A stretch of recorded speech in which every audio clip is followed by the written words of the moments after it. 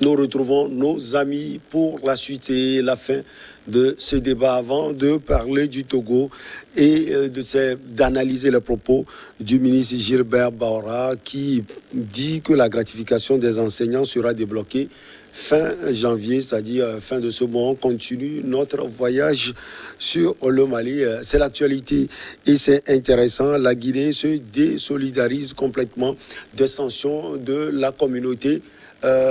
C'est Pasteur Rido Komi. C'est moi, qui parler. Non, justement. Tu veux parler encore? Tu m'as déjà marqué un budget, j'étais en train de réfléchir pour t'avoir. Donc, je vais monopoliser la parole. Non, vous ne pouvez pas la garder.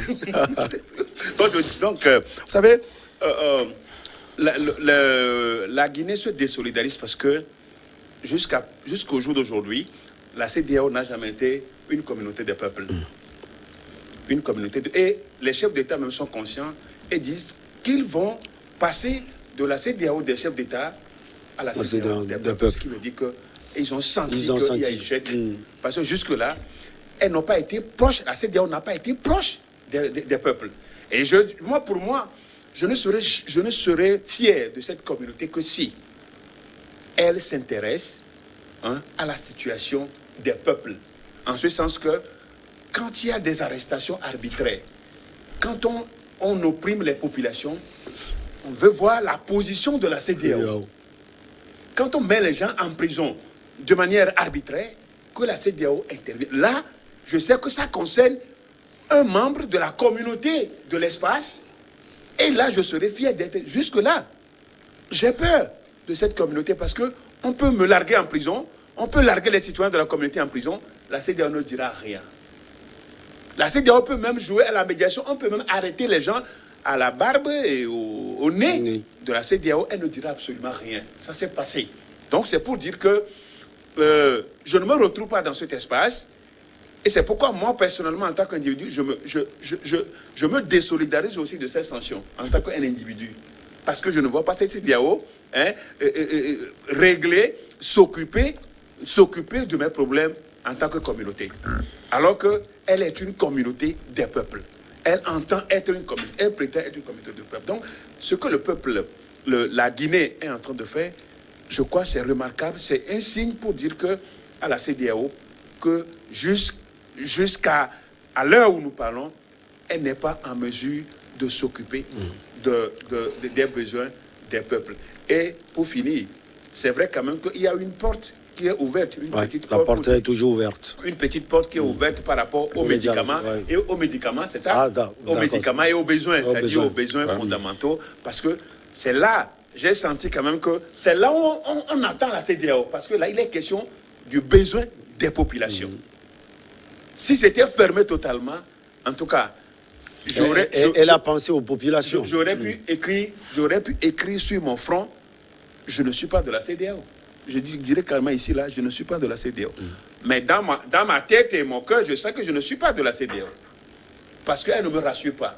Tout peut m'arriver dans cet espace. Je vais crier. Personne de cette communauté ne viendra à mon secours. Adam, vous avez voulu ajouter un point très important. Vous savez, avant même d'en rajouter, vous savez, lorsqu'on parle de la CEDEAO des peuples, ce n'est pas de l'oppression, ce n'est pas des coups de force, c'est aussi pas l'efficacité des institutions mises en place. Et vous allez constater que sur ce point, c'est justement pour permettre à ces gens-là qui sont arrêtés peut-être arbitrairement ou par leurs opinions, de leur permettre de pouvoir donc se faire justice. Voilà pourquoi l'unique institution au niveau de la CEDEAO, parmi toutes les institutions, il n'y a que la Cour de justice de la CEDEAO qui est cette institution-là véritablement indépendante. Les autres institutions, lorsqu'un chef de l'État vous a envoyé, soit vous soyez un fonctionnaire professionnel ou un fonctionnaire envoyé par vos États, lorsqu'un chef d'État s'élève, il dit demain revenez, vous revenez. Or, au niveau de la Cour de justice de la c'est impossible. Aucun chef d'État ne peut... de justice de la CEDEAO. Elle n'est pas aussi écoutée. Non, j'en viens. Là aussi, c'est un autre débat. C'est un autre débat. Mais quand même, je pense que... La Côte d'Ivoire sur Guillaume Soro, il y a des cas. Il y a des cas, je suis d'accord. Mais de toutes les façons, vous avez constaté que au niveau, cette cour-là est toujours allée à l'encontre des désidérata des chefs d'État. Elle prend toujours le contre-pied. Donc, ayons le courage d'abord de le dire au niveau d'abord des institutions assez fortes que cette CEDEAO a mis en place. Donc, il faudrait quand même qu'on puisse refaire encore remonter plus haut pour permettre réellement que ces sanctions-là puissent être appliquées dans nos États. Ça également, c'est un autre débat. Mais même moi, je disais tantôt que le Mali aura toujours des difficultés dans la mesure où, vous savez, en février prochain, c'est également la CEDEAO qui prend la tête de l'Union africaine. Par le président sénégalais Macky Sall. Et qui peuvent véritablement donc remonter ces sanctions-là au niveau continental. Donc aujourd'hui, lorsque le passé essaie peut-être de pouvoir justifier le fait qu'il y a la Mauritanie, il y a telle chose, je me dis, le Mali aura quand même des jours sombres devant lui s'il ne prend pas véritablement la mesure pour regagner la maison en demandant pardon. Regagner la maison, c'est important. Demander pardon. Non, pas demander pardon. À qui? Vous avez souhaité tout à l'heure que la CEDEAO fasse le pas. Le Mali aussi peut faire le pas. C'est le Mali qui doit faire le pas. Non. En tout cas, je ne suis pas en train de voir le peuple malien demander pardon à qui que ce soit dans la communauté. Non, pas du tout. Le pardon est tributaire au fait qu'il puisse donc présenter un calendrier raisonnable en ce qui concerne, disons, cette transition-là, c'est tout. Ce pardon-là n'est pas lié à quoi que ce soit. Et lorsqu'on me dit une transition ne prend pas un mandat, qui prend un mandat de 5 ans, en tout cas, sincèrement, je suis dans cette logique quand même de dire qu'il faut quand même revoir. Il faut quand même revoir. Voilà. Donc, il y appartient. On l'avait reçu, je l'avais reçu l'autre fois en off, je le disais. Non, je suis d'accord. Il a été sonné par la chouette. Je suis d'accord pour revoir. De 6 mois à 5 ans, ça c'est une fourchette.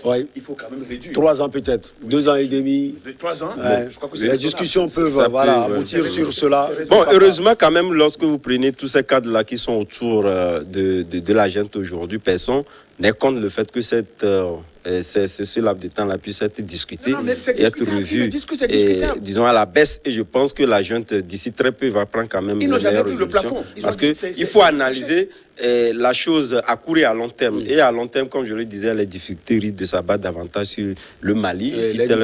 Et surtout qu'on ne peut pas organiser aussi les élections le 27, comme la CEDEAO. Non, ça, c'est déjà passé. Tout le monde sait qu'il y a le glissement de calendrier est déjà consommé, tout le monde le sait bien, mais il faudrait quand même qu'on puisse avoir une date assez raisonnable pour la CEDEAO. Mais ce qui aussi m'intrigue, c'est que la CEDEAO n'a pas, à part le 27, parce que c'est vrai qu'il était donc tenu sur cette date-là, mais au même moment, c'est pertinemment il n'a pas proposé un calendrier. Il faudrait quand même qu'un nouveau calendrier soit proposé. Non, il fallait que la CEDEAO fasse la volonté du maître. Quel maître? Qui est maître? Qui est la France. Non, vous savez, de toutes les façons, je m'étais. Non. Il s'est vous piquer. Vaut mieux pour toi de déter. On va quitter Bamako, Conakry. Lomé. Vous le permettez? Bien sûr. Allez, on va directement à Lomé, la capitale du Togo. En novembre dernier, le système éducatif togolais a connu des tensions. Les enseignants réclamaient l'octroi par le gouvernement d'une gratification exceptionnelle promise. Le ministre togolais de la fonction publique a réaffirmé l'engagement du gouvernement à prendre des dispositions pour que les enseignants puissent bénéficier de cette gratification. Gilbert Bawara, le ministre donc, a parlé de fin janvier, pasteur Edo, comme Non, Adam, on nous prend la main. Ah, Adam, ok. Adam, fin janvier, ça dit la fin de ce mois. Oui, de toutes les façons, les enseignants savent pertinemment que cette gratification serait d'actualité. Et je pense que le ministre Kokoroko l'avait dit, le gouvernement ne reviendra plus sur cette question-là. C'est un acquis. Sauf que cela ne doit pas se faire à coup de chantage, comme l'avaient fait les enseignants par le passé. Et moi, j'ai toujours l'habitude de comparer, disons, notre situation où carrément, disons, les mécanismes mis en place pour résoudre la question éducative au Togo avec celle de la Côte d'Ivoire. Vous savez, lorsque vous comparez les deux, je pense que le Togo, on peut quand même se tirer encore d'affaire, parce que là-bas, c'était pratiquement la guerre entre l'actuel ministre des Affaires étrangères qui a occupé le poste pendant 10 ans. C'était pratiquement la guerre. Et ce sont ces mêmes enseignants aujourd'hui qui applaudissent Alassane Ouattara et son gouvernement qu'après 10 ans, aussi bien sur le plan des infrastructures, salariales, etc., tout a été résolu. Vous avez été récemment à Abidjan, vous l'avez constaté?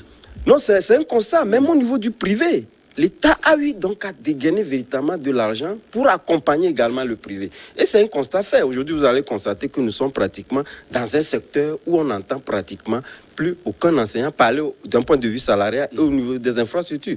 Et vous l'avez vu, lorsque vous prenez aujourd'hui le plan d'action du ministère de l'enseignement était de pouvoir donc construire 3000 classes. Il y a eu le chef de l'État qui a dit plus. Ça voudrait dire quelque part cette volonté politique d'aller au niveau même de réfectionner donc nos infrastructures, qui est un problème véritablement d'actualité et qui préoccupe pratiquement donc les parents d'élèves. Et que pratiquement, moi j'ai constaté dans un passé récent où les enseignants ne prenaient pas tellement cette question-là à bras le corps, puisque leur question était fondamentalement liée donc, disons, à la question salariale, etc. Et donc, on parle d'une éducation de qualité, c'est aussi les infrastructures, mais c'est également le traitement qu'on fait donc aux enseignants. Et moi, je me dis aujourd'hui, par le passé, si les enseignants ont eu à avoir des résultats en ce qui concerne donc les revendications qu'ils ont fait, c'est parce que, quelque part, les parents d'élèves étaient d'accord qu'il y avait une situation alarmante et préoccupante liée donc au traitement qui était donc réservé aux enseignants. Mais à un moment donné, à partir du moment où les pas sont franchis, il faudrait quand même que ces enseignants puissent être d'accord qu'au niveau des infrastructures, nous pouvons avoir donc un regard lié donc à cette question qui, moi, je me dis aujourd'hui, tient à d'agir route depuis la venue du professeur Kukuruku à la tête de ce ministère-là. Et comme il l'a dit, je pense qu'aujourd'hui, ceux qui s'étaient donc rentrés disons, en dissidant avec le gouvernement, en proposant le fait que les gens puissent aller en grève avec des conséquences même dommageables qui continuent par hanter certains de ces enseignants-là. Il faudrait quand même qu'au dorénavant, on puisse au moins accorder le bénéfice du doute au niveau du gouvernement, parce qu'on met un cadre en place. Et ce cadre-là est censé pouvoir donc résoudre ces problèmes-là, dont les préoccupations des uns des autres peuvent être discutées au niveau de ce cadre-là et donner, puisqu'on a toujours tendance de Adam, dans comparer. ce cas, c'était au gouvernement de parler, puisque le gouvernement, à un moment donné, a promis faire cela. Cela n'a pas été fait. C'est au gouvernement de faire une sortie. Bon, on est d'accord. Et de rassurer les enseignants. Cette sortie-là n'était pas opportune parce que, je l'ai dit, il y avait un cadre.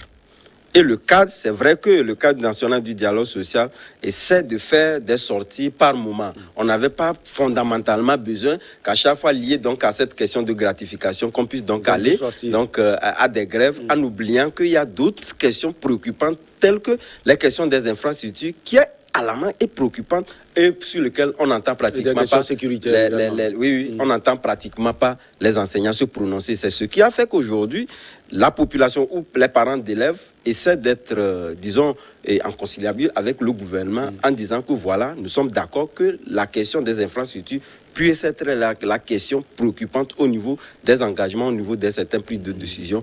Malheureusement, je pense que dorénavant, les enseignants auront quand même à comprendre que le cadre de dialogue reste toujours ouvert et le cadre le plus indiqué pour résoudre ou carrément discuter des questions aussi bien fâcheuses que les questions d'actualité. Cette question de gratification a fait l'objet, comme Madame l'a dit tout à l'heure, de quelques soucis.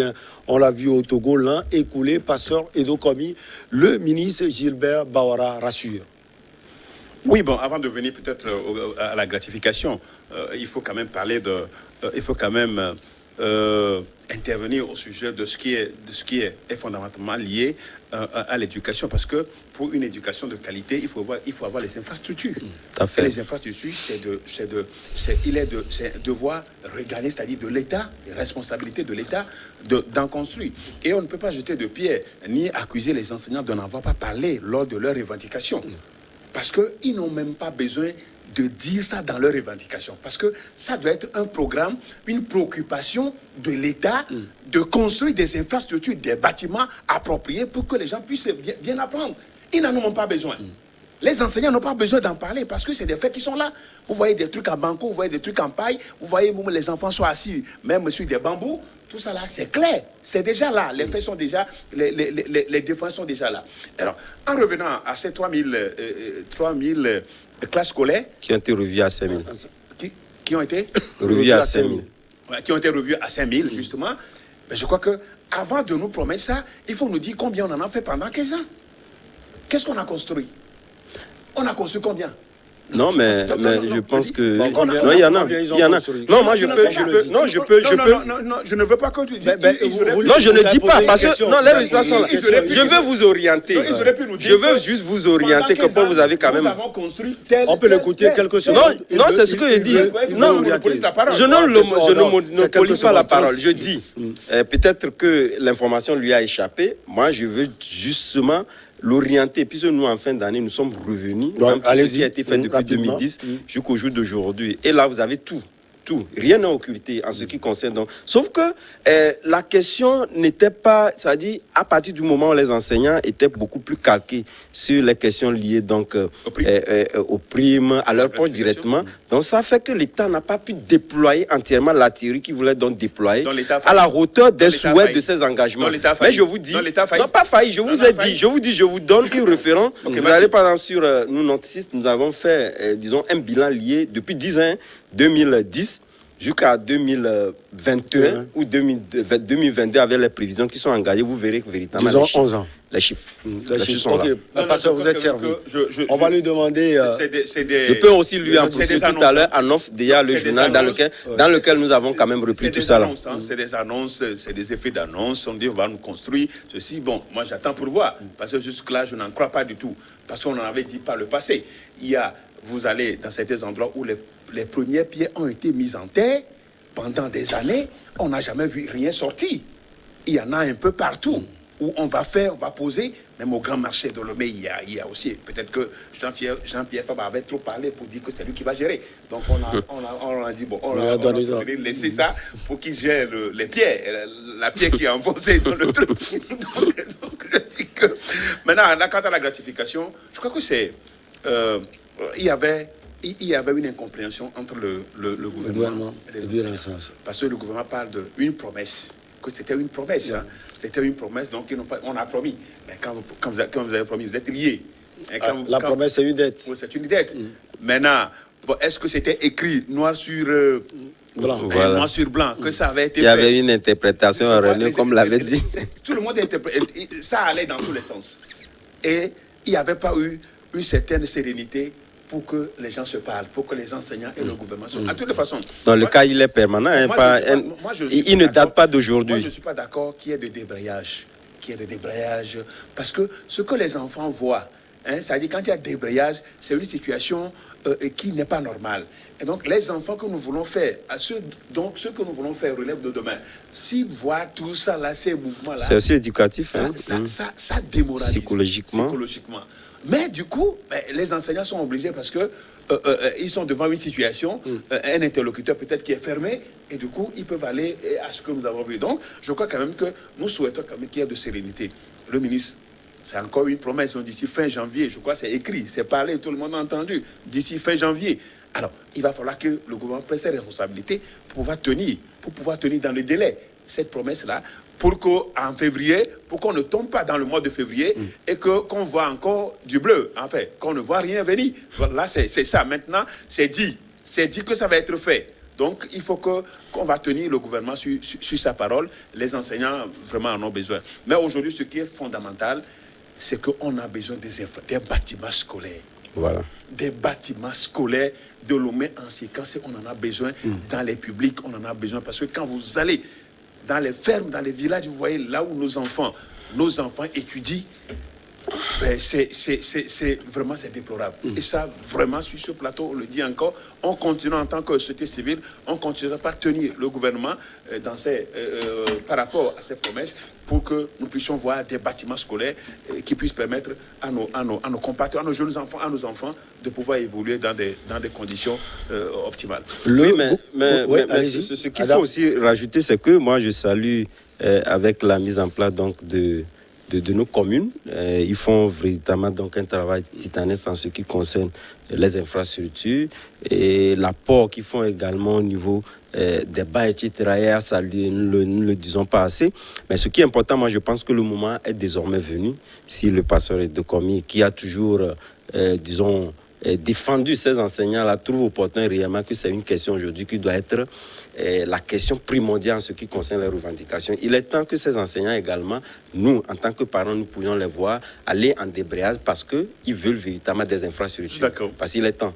Parce qu'on puisse véritablement sortir des questions qui regardent seulement nos poches pour qu'on puisse se préoccuper des enfants. Ce que nous n'avons pas constaté, c'est ce qui d'ailleurs même a hérité la plupart des parents qui ne se retrouvent plus pratiquement lorsque les enseignants parlent, donc, vont en débrayage liés donc, à des questions liées à leur poche. Parce que nous, depuis près de 2013-2014, que cette question a commencé, on n'entend que ça, on ne voit que ça. Il est temps que les enseignants puissent aller en débrayage parce que les infrastructures ne sont pas au point. Le gouvernement prend l'engagement que des dispositions concrètes seront prises après étude du rapport pour qu'avant la fin du mois de janvier 2022, afin que cette gratification exceptionnelle sur la durée de la mise en œuvre de la feuille de route, à savoir 2021-2026, soit véritablement débloquée, a promis le ministre Gilbert Bawara. Une autre promesse, Pasteur Rido Komi, on espère seulement qu'avant la fin du mois, de ce mois, il reste encore, disons, 2 semaines, Moi, je que les fonds soient débloqués et que les enseignants puissent... Je l'avais déjà dit, puisqu'il y a déjà une autre promesse du chef de l'État, qui est le 1 mois de salaire. Un mois de salaire. Qui a déjà, à mon avis, déjà... Donc, il y a ça. Parce que, je ne sais pas encore, on n'a pas encore tellement vérifié. Donc, c'est dans le mois de janvier. Non, ça, c'est les gens ont commencé déjà pas à toucher l'argent là. C'est pas aujourd'hui, ils ont fini. Je n'en sais pas. Je n'ai pas non, nous vous donnons l'information. Je n'ai pas encore nous vous donnons l'information, en fait. Parce que sur les réseaux sociaux, il y a quelqu'un qui a dédié au chef de l'État qu'il a dit que c'est le premier... Non, c'est déjà effectif. C'est la première semaine du mois, donc rien n'est venu. Donc, c'est sur ça que je suis en train de me fonder. Mais au même moment, je dis qu'il a dit quelque chose tout à l'heure de fondamental. Il faut saluer aussi, par rapport aux infrastructures et à l'apport. À l'apport tangible aujourd'hui. Déjà 2 ans, les communes apportent beaucoup de choses. Parce que dans notre commune, nous avons réfectionné déjà des écoles. On a apporté des bancs, on a apporté beaucoup de choses déjà. Aux jardins d'enfants comme aux écoles. Je crois que cet appui-là est très fondamental et aujourd'hui, je crois que ça se fait un peu partout. C'est ça qui vient donc pallier, remédier un peu à cette insuffisance-là au niveau de l'État. Mais la grande partie, il reviendra à l'État d'en faire. Mais déjà à la base, il y a quelque chose qui se fait et je ne peux pas m'empêcher d'en parler ici sur ce plateau. Ça se fait aussi dans d'autres communes. Donc, le ministre a parlé de d'ici fin janvier. Je crois que des mesures, des dispositions diligentes doivent être prises pour que les enseignants ne le traitent pas de quelqu'un qui ment. C'est ça. C'est très important. C'est très important. Et donc ça, c'est un responsable. Quand vous parlez, vous agissez en même temps et que vous respectez la parole que la parole donnée. Donc voilà, nous allons attendre pour voir ce qui va être fait. Et ce serait pour le bonheur des enseignants. Et je crois que ces enseignants doivent continuer par être très éveillés par rapport aux promesses des infrastructures. Comme il a dit tout à l'heure, j'aimerais voir un jour des enseignants de Brest parce qu'il n'a pas de bâtiment scolaire. Il n'a pas de table banc. Et les enfants, il est en train de pleuvoir. Donc, il fait sortir les enfants pour être dans la pluie. C'est triste. Pour que tout le monde voit. Pour dire, nous ne pouvons pas rester dedans. Dedans, c'est la même chose. Nous sommes dehors, que le monde entier voit. C'est ce qui se passe. Alors, s'il le fait, personne ne crie. On va applaudir. On va applaudir. Donc, cet aspect-là est très important. Sinon, on dirait que les enseignants ne se soucient pas que de leur poche. De leur poche. Mais à un moment, ils sont aussi dans les bâtiments. Si ça s'écroule sur eux aussi. Bon, donc, mais fondamentalement, il revient à l'État de pouvoir être très vigilant. Là où il y a des problèmes d'infrastructure, il revient à l'État de pouvoir les voir et de pouvoir les réparer, les innover pour permettre à une éducation de qualité. Nous, à notre époque, on a bénéficié quand même c'est lointain, mais on a bénéficié quand même d'une éducation de qualité. Ce que nos enfants aujourd'hui, c'est vrai quand même qu'il y a l'Internet, il y a tout ça là, mais on ne voit pas cette qualité-là dont nous avons bénéficié par le passé. Madame Adjoronou, encore quelques mots. Oui, moi je pense que c'est vrai que cette crise de confiance entre ce que dit souvent l'exécutif et les revendicateurs est toujours d'actualité. Mais au même moment, moi, je pense que lorsque nous prenons les pratiquer, les usages depuis un moment, et surtout, je prends seulement 2021 jusqu'à la fin de 2021, vous allez constater lorsqu'il y avait eu débrayage, les enseignants, et c'était aussi l'une de leurs revendications de proclamer le concours des enseignants. Ça a été fait dans le délai donc indiqué par le gouvernement. Le gouvernement a également donné une promesse, et c'était Gilbert Barra qui l'a dit. Avant la fin de l'année, nous organiserons un concours du fait que nous avions un manque criard au niveau de l'administration. Ça a été fait. Je peux encore rajouter, la liste est assez longue. Et depuis un moment, je pense que lié à ces aspects de la chose, il n'y a pas de quoi à s'inquiéter. Si tel est que le moment s'approchant et qu'il y a donc des difficultés à pouvoir donc honorer ces engagements-là, je pense qu'il faudrait quand même qu'il y ait une communication aussi saine.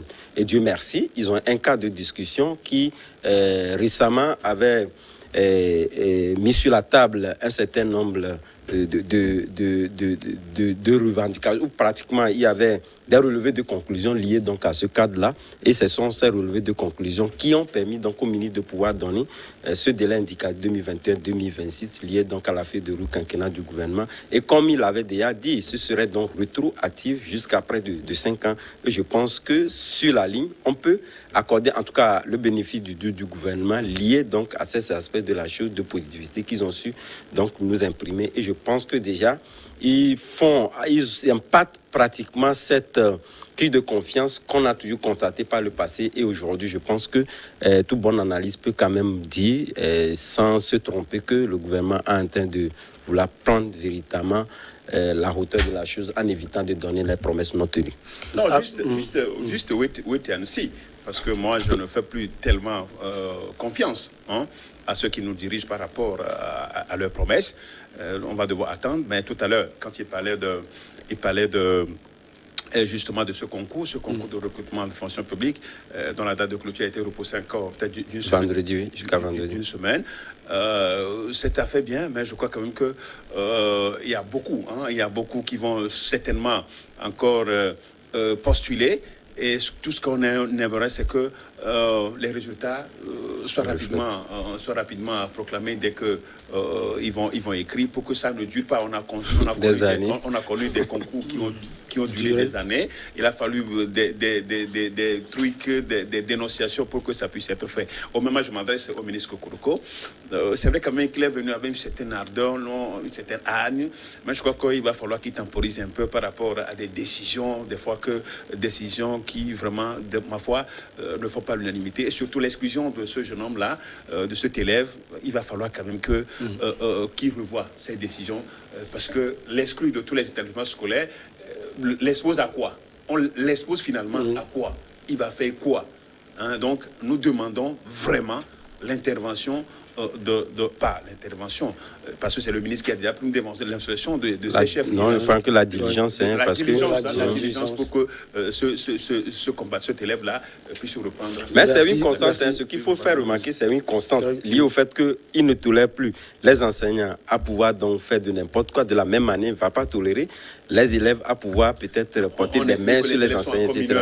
Soit en commune, il faut vraiment les éduquer, et il faut les éduquer sur la manière à devenir des adultes pour nous demain. Merci beaucoup à vous. Merci beaucoup à vous. Pasteur Edo Komi, président du mouvement Martin Luther King. Ça a été un plaisir avec le Mali. Merci également à Adam Mazorno, journaliste, directeur de publication de Vision d'Afrique, avec vous. Qui est ami de la CEDEAO. Ah, bien sûr, avec vous et sans surtout notre ami Dimas Dikodo. On a parlé du Burkina. L'opposition annonce son retour au sein du Conseil de la réconciliation nationale. On a également parlé du Mali. Goïta dit rester ouvert au dialogue avec la CEDEAO après les sanctions. Mali, toujours la Guinée se désolidarise des sanctions de la CEDEAO et Togo. La gratification des enseignants sera débloquée fin janvier selon le ministre de la fonction publique, Gilbert Bawara.